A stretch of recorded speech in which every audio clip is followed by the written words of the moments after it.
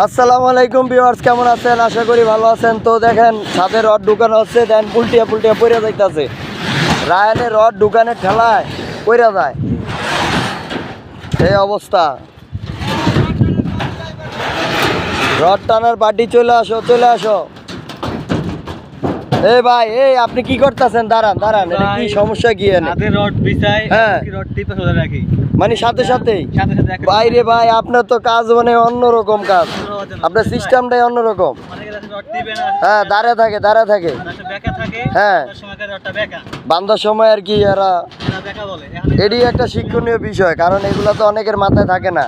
ছাদের রড হালানোর সময় এরা দাঁড়া থাকে, অনেকে এই কাজটা করে না। এই রড টিপ হয়ে গেছে, সাথে সাথে রড টিপও হয়ে যাচ্ছে। হ্যাঁ, এগুলো তো একবার স্ট্রেট, একদম সোজা। আর যেগুলো বেঁকা, এটি বাজের বেঁকা, অনেক বেঁকা থাকে, কারণ এটা 10 তলার উপরে।